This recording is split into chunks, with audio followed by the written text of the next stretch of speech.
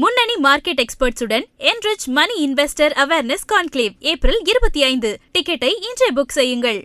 ஜனநாயக திருவிழாவுக்கு தமிழகமே தயாராகியாச்சு. ஆனால் இந்த முறை சோஷியல் மீடியாவில் ஒரு விஷயம் பயங்கரமாக ட்ரெண்ட் ஆகிட்டு இருக்கு. அதுதான் நோட்டா. போட்டியிடுற எந்த வேட்பாளரையும் நமக்கு பிடிக்கலன்னா நாம் அழுத்த போகிற அந்த ஒரு பட்டன் நிஜமாவே தேர்தலை ரத்து செய்யுமா? நோட்டாவுக்கு அதிக ஓட்டு விழுந்தா அந்த தொகுதியில் மறு தேர்தல் நடக்குமா? இல்லை நோட்டாவுக்கு அடுத்தபடியாக இருக்கிற வேட்பாளர் ஜெயிச்சதா அறிவிக்கப்படுவாரா? எல்லாருக்கும் இருக்கிற இந்த $1 மில்லியன் கேள்விக்கான விடை தேர்தல் விதிகளின்படி ரொம்பவே ஆச்சரியமானது. நோட்டா அப்படிங்கிறது வெறும் எதிர்ப்பு மட்டும்தானா, அல்லது அதுக்கு பின்னாடி அரசியல் கட்சிகளை அதிர வைக்கிற அதிகாரங்கள் ஏதும் இருக்குதா? 2026 தேர்தலில் நீங்கள் நோட்டாவை பயன்படுத்த நினச்சிங்க அப்படின்னா அதுக்கு முன்னாடி கண்டிப்பாக தெரிஞ்சுக்க வேண்டிய அந்த முக்கியமான சட்ட விதிகள் என்னென்ன? இந்திய தேர்தல் முறையில் வாக்காளர்களுக்கு ஒரு முக்கிய உரிமையாக பார்க்கப்படுற நோட்டா பற்றி வாக்காளர்களுக்கு தெரிஞ்சுக்க வேண்டிய முக்கியமான தகவல்கள் பற்றி தான் நம்ம பார்க்க போகிறோம். தேர்தல் காலங்களில் வாக்குச்சாவடியில் EVM இயந்திரத்தில் கடைசியாக இருக்கிற ஒரு விருப்பம் தான் நோட்டா. நோட்டாங்கிறது நன் ஆஃப் த அபோவ், அதாவது மேலே இருக்கிற எந்த வேட்பாளரையும் நான் தேர்வு செய்ய விரும்பவில்லை அப்படிங்கிறத குறிக்கிற ஒரு வாக்கு விருப்பம் தான் அது. அதாவது ஒரு தொகுதியில் போட்டியிடுற வேட்பாளர்களில் யாரையும் வாக்களிக்க விரும்பாத வாக்காளர்கள் நோட்டாவை தேர்வு செய்து தங்களோட எதிர்ப்பை பதிவு செய்யலாம்.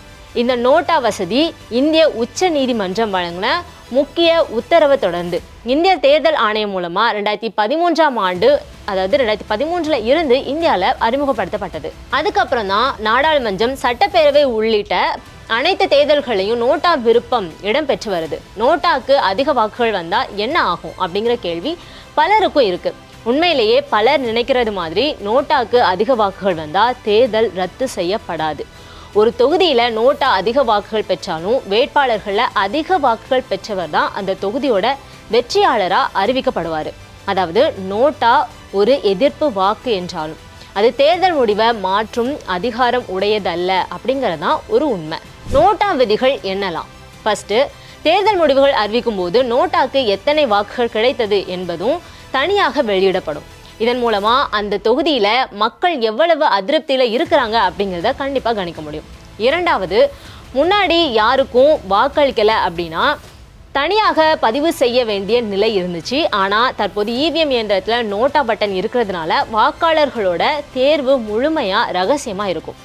மூன்றாவது, ஒரு தொகுதியில் நோட்டா அதிக வாக்குகள் பெற்றாலும் அந்த தேர்தலை மீண்டும் நடத்த வேண்டும் அப்படிங்கிற கட்டாயம் இல்லை.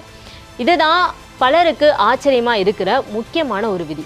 நான்காவது, ஒரு தொகுதியில் நோட்டா வாக்குகள் அதிகமாக இருக்கிறது அந்த தொகுதியில் போட்டியிடுற வேட்பாளர்கள் மீது மக்களுக்கு அதிருப்தி இருக்குது அப்படிங்கிறத காட்டும்.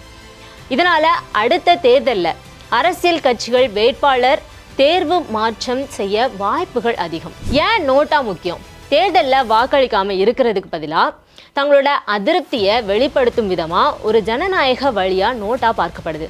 இது மூலமாக வாக்காளர்கள் தங்களோட கருத்தை வெளிப்படையாக பதிவு செய்ய முடியுது. மேலும் நல்ல வேட்பாளர்களை நிறுத்துறதுக்கு அரசியல் கட்சிகளுக்கும் மறைமுக அழுத்தமாகவும் நோட்டா செயல்படுது. நோட்டா அப்படிங்கிறது வெறும் ஒரு பட்டன் மட்டும் இல்லை, அது வாக்காளர்களோட கருத்தை வெளிப்படுத்துகிற ஒரு முக்கிய ஜனநாயக கருவியாக பார்க்கப்படுது. யாரையும் தேர்வு செய்ய விருப்பம் இல்லை அப்படின்னா கூட வாக்குரிமை பயன்படுத்தி எதிர்ப்பை பதிவு செய்ய உதவுற வழியாக நோட்டா பார்க்கப்படுது. எதிர்காலத்தில் நோட்டாவுக்கு அதிக முக்கியத்துவம் கிடைச்சா அரசியல் கட்சிகளோட வேட்பாளர் தேர்வு முறையிலையும் மாற்றம் வரலாம் அப்படிங்கிறதுக்காக இது இன்னமும் நடைமுறையில் இருக்குது. நோட்டா அப்படிங்கிறது வெறும் ஒரு தேர்தல் விருப்பம் மட்டும் இல்லை, அது வாக்காளர்களோட மௌனமான எதிர்ப்பு. போட்டியிடுற வேட்பாளர்கள் தகுதியற்றவர்கள் அப்படின்னு நீங்கள் கருதுனா உங்களோட வாக்குரிமையை புறக்கணிக்காமல் அதை ஒரு ஜனநாயக பதிவாக மாற்றுறதுக்கு நோட்டா உதவுது. நாம் நினைவில் வைக்க வேண்டிய விஷயங்கள்: நோட்டாக்கு அதிக வாக்குகள் விழுந்தால் தேர்தல் ரத்தாகாது அப்படிங்கிறது ஒரு கசப்பான உண்மையாக இருந்தால் கூட அது அந்த தொகுதி வேட்பாளர்களுக்கு மக்கள் கொடுக்குற ஒரு மிகப்பெரிய ரெட் கார்டு. ஒரு தொகுதியில் நோட்டா வாக்குகள் அதிகரிக்க அடுத்த முறை அதே வேட்பாளரையோ அல்லது அதே பாணியிலான அரசியலையோ முன்னெடுக்க அரசியல் கட்சிகள் கண்டிப்பாக பயப்படுவாங்க. எந்த வேட்பாளரும் சரியில்லை, அதனால தான் ஓட்டு போட போகலை அப்படின்னு வீட்டில் இருக்கிறத விட வாக்குச்சாவடிக்கு போய் நோட்டாவை அழுத்துறது தான் ஒரு விழிப்புணர்வுள்ள குடிமகனுக்கும் குடிமகளுக்கும் அழகு. நாளைக்கு நீங்கள் வாக்குச்சாவடிக்கு போகும்போது மின்னணு வாக்குப்பதிவு இயந்திரத்தில் இருக்கிற வேட்பாளர்களோட பட்டியலை நிதானமாக பாருங்கள். உங்களோட தொகுதிக்கு உழைக்கக்கூடிய தகுதியான வேட்பாளர் இருக்கிறாரு அப்படின்னு தோணுனா அவருக்கு வாக்களிங்க. அப்படி யாரும் இல்லை அப்படின்னு நீங்கள் உறுதியாக நம்பினா தாராளமாக நோட்டாவை பயன்படுத்திக்கோங்க. ஆனால் எந்த காரணத்தை கொண்டும் உங்களோட வாக்குரிமையை வீணாக்காதீங்க. உங்களோட ஒரு விரல் நுனிமை இந்த தேசத்தோட ஜனநாயகத்தை நிலைநாட்டட்டும். Subscribe to One India and never miss an update.